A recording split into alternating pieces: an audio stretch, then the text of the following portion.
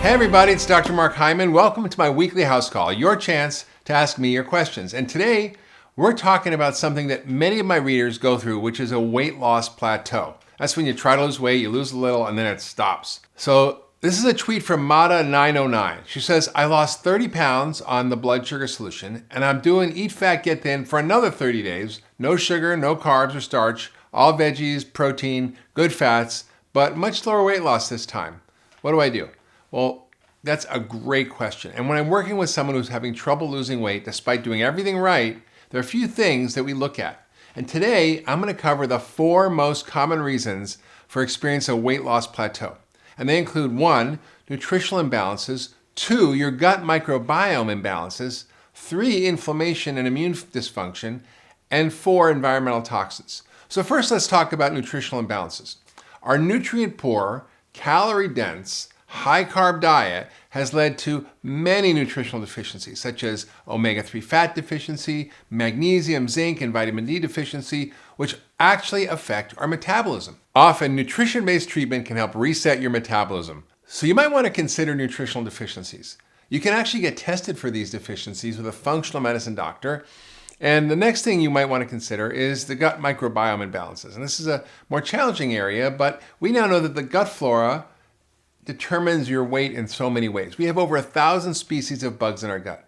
We have 10 times as many bacteria in us and on us as our own cells. We call this the microbiome, and that's the place where all these bacteria live and work within us to maintain a healthy gut. Now, from both an animal and human model, we know that the gut bacteria can have profound effects on weight metabolism through multiple mechanisms. Taking the gut bacteria from a thin mouse and putting it into a fat mouse can cause the fat mouse to lose dramatic amounts of weight without changing its diet.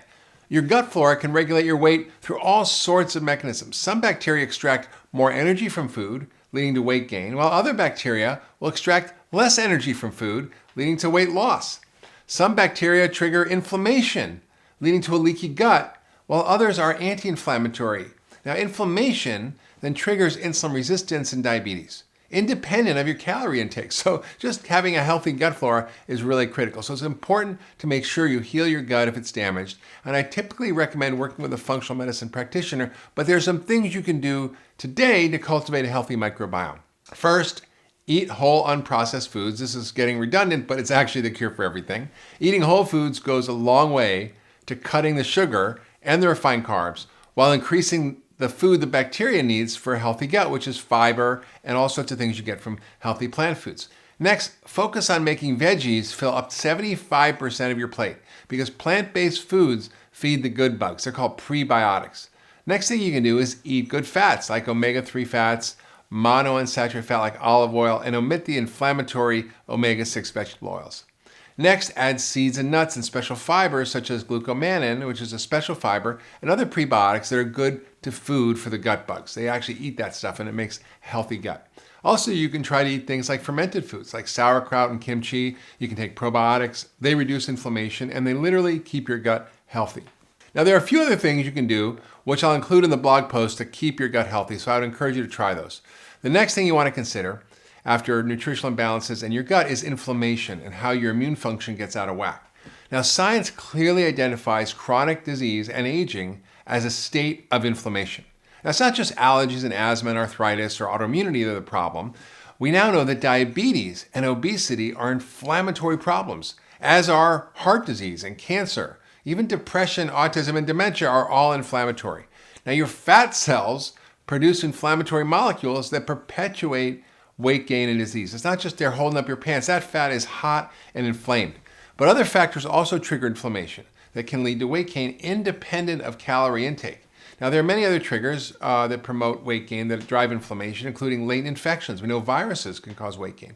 Mold toxins, environmental toxins, pesticides, chemicals, metals, all those can produce weight gain and inflammation. Food allergens like gluten and dairy, and also our poor quality processed diet that's high in sugar and refined vegetable oils and low in fiber. All these triggers cause inflammation, which then creates insulin resistance, prediabetes, and weight gain.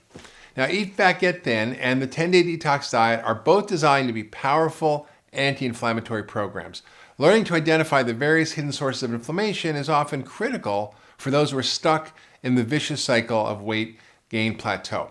Functional medicine is the only way of thinking that addresses the root causes of all these problems and treats the whole system to quiet the flames, cool the inflammation, leading to weight loss and good health.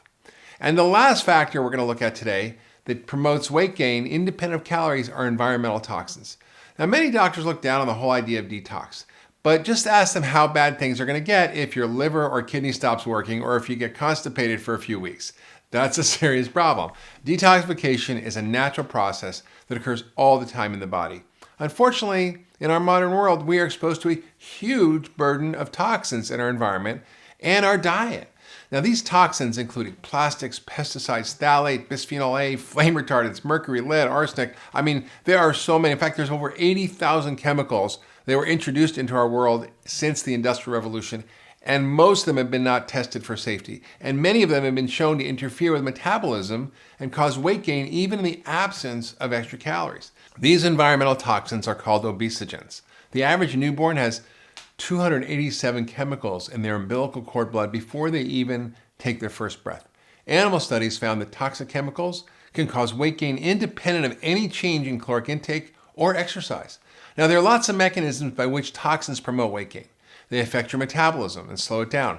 They affect your hormones and cause more weight gain. And they affect your brain function, affecting your appetite regulation. Cutting your exposure to environmental toxins is possible, and your body can eliminate these stored toxins naturally if you know what you're doing. Now, there's a lot you can do to reduce your exposure to toxins and to help your body eliminate the ones you have. First, eat organic when you can. And I would follow the Environmental Working Group's list of the Dirty Dozen fruits and vegetables and the Clean 15 fruits and vegetables for the help in identifying the most and the least contaminated fruits and veggies for your diet. Next, stop eating mercury.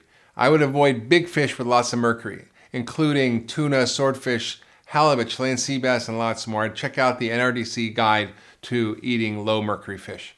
Also, eat clean organic animal products by choosing grass-fed or pasture-raised animals without hormones or antibiotics.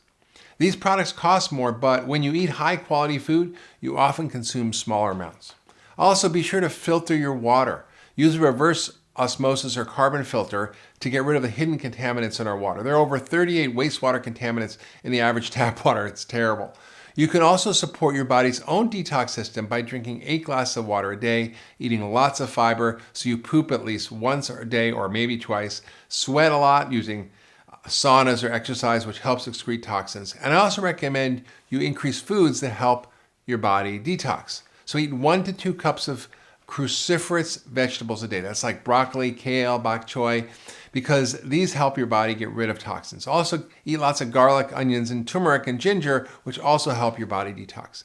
And finally, take supplements that support detoxification, including selenium, zinc, vitamin C, and B-complex vitamins, as well as special glutathione-boosting compounds like N-acetylcysteine, lipoic acid, and milk thistle. These all help your liver and your body get rid of junk.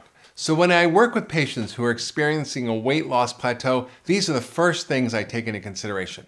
So next week, I'm going to cover 4 more reasons for weight loss plateau. So stay tuned for that. And if you like this video, be sure to share it with your friends and family on Facebook and Twitter, and tweet me your questions using the hashtag HouseCallWithDrHyman. And maybe next week, I'll make a house call to you.